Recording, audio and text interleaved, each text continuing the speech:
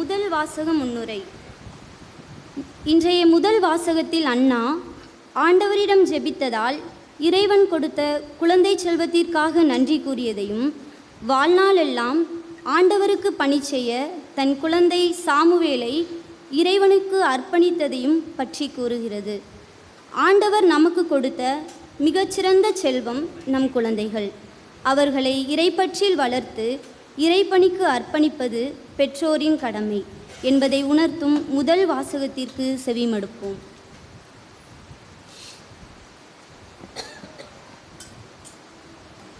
முதல் வாசகம். அவன் தன் வாழ்நாள் அனைத்தும் ஆண்டவருக்கே அர்ப்பணிக்கப்பட்டவன். சாமுவேல் முதல் நூலிலிருந்து வாசகம். அதிகாரம் 1, இறை முத்துக்கள் 20 22, தொடர்ந்து 24 28 முடிய. உரிய காலத்தில் அண்ணா கருவுற்று ஒரு மகனை பெற்றெடுத்தார். நான் அவனை ஆண்டவரிடமிருந்து கேட்டேன் என்று சொல்லி அவர் அவனுக்கு சாமுவேல் என்று பெயரிட்டார். எல்கானாவும் அவர் வீட்டார் அனைவரும் ஆண்டவருக்கு தங்கள் ஆண்டு பலியையும் பொருத்தினையையும் செலுத்திச் சென்றார்கள். ஆனால் அண்ணா செல்லவில்லை.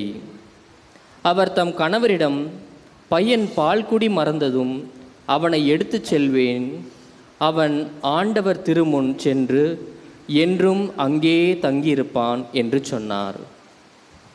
அவன் பால்குடி மறந்ததும் அண்ணா அவனை தூக்கி கொண்டு 3 காளை 20 படி அளவுள்ள ஒரு மரக்கால் மாவு, ஒரு தோல்பை திராட்சை ரசம் ஆகியவற்றுடன் சீலோவிலிருந்து ஆண்டவரின் இல்லத்திற்கு வந்தார்.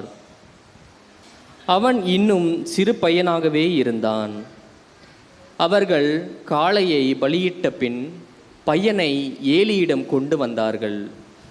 பின் அவர் கூறியது, என் தலைவரே, உம்மீது ஆணை, என் தலைவரே, உம்முன் நின்று ஆண்டவரிடம் வேண்டிக் கொண்டிருந்த பெண் நானே. இப்பையனுக்காகவே நான் வேண்டிக் கொண்டேன். நான் ஆண்டவரிடம் விண்ணப்பித்த என் வேண்டுகோளை அவர் கேட்டருளினார். ஆகவே நான் அவனை ஆண்டவருக்கு அர்ப்பணிக்கின்றேன். அவன் தன் வாழ்நாள் அனைத்தும் ஆண்டவருக்கே அர்ப்பணிக்கப்பட்டவன். அங்கே அவர்கள் ஆண்டவரை தொழுதார்கள். ஆண்டவரின் அருள்வாக்கு. இறைவனுக்கு நன்றி.